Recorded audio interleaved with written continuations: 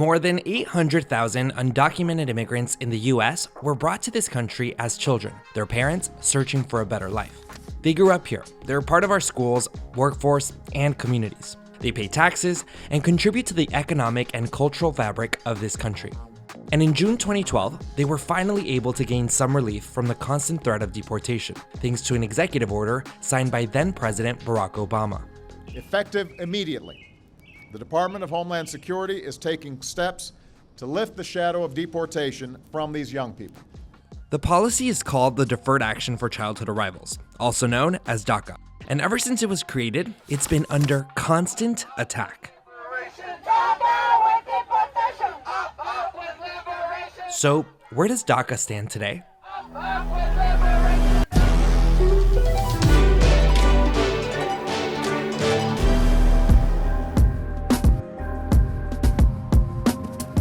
DACA temporarily protects young undocumented immigrants who were brought to the US as children from being deported. It also allows certain undocumented people to work legally in the US without a green card. But these protections only last 2 years at a time, which means recipients need to continue renewing their applications, and not every undocumented person can apply for DACA.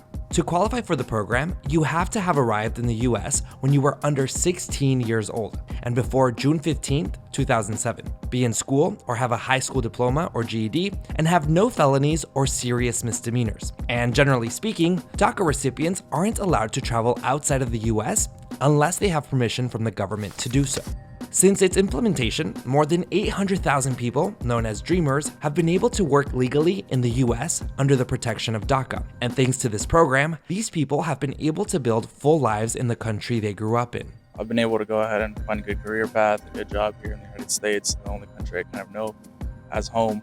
Today, Dreamers are parents to 300,000 US citizen children, pay over $9 billion in taxes each year, and they work in all sorts of fields. Several hundred have served in the US military. Many are college students, they're engineers, and healthcare professionals. They're working in your favorite restaurant. They might even run some of the thriving businesses in your community.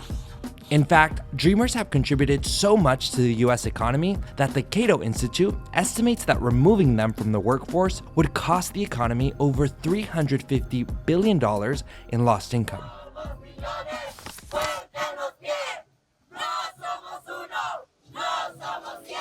DACA isn't a permanent solution for undocumented folks. It doesn't guarantee any sort of pathway to citizenship or permanent resident status.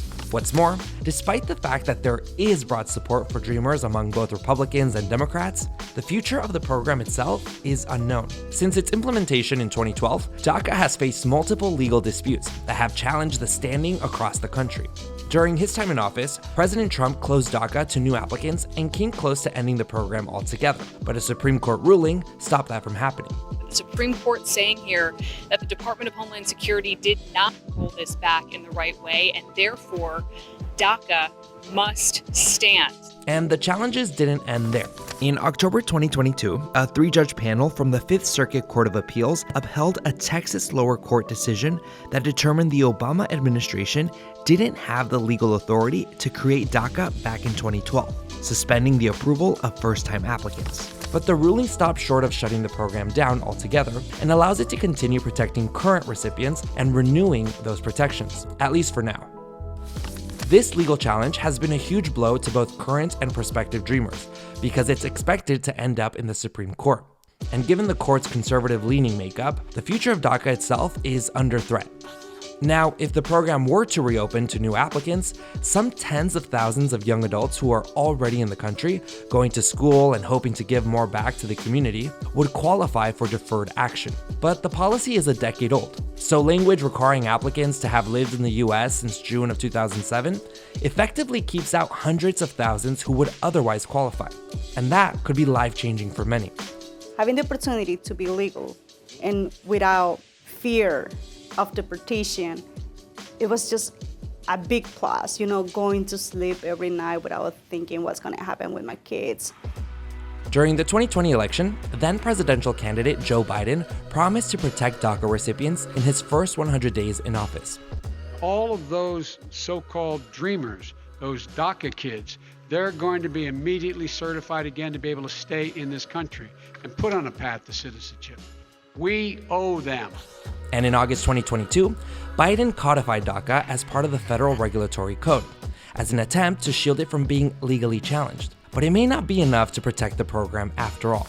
In order for Dreamers to truly be saved from the threat of deportation without DACA, Congress would have to pass legislation that provides these immigrants with a clear pathway to citizenship. But Congress hasn't been able to grant these immigrants a more permanent status, because any proposal to do so has been tied to other immigration measures that many congressional Republicans don't support. I'm hoping for the DREAM Act. I'm hoping for that Congress will pass the DREAM Act so that people like me and everybody at the back of the line can have a taste of the American dream. Right now, the DACA program is allowing hundreds of thousands of undocumented Americans to contribute to the country they've called home for so many years, to foster careers, pay taxes, and raise their families. But until Congress passes real comprehensive immigration reform, the DACA program, the Dreamers, and the nearly 1 million US citizens who share households with them will always be in danger.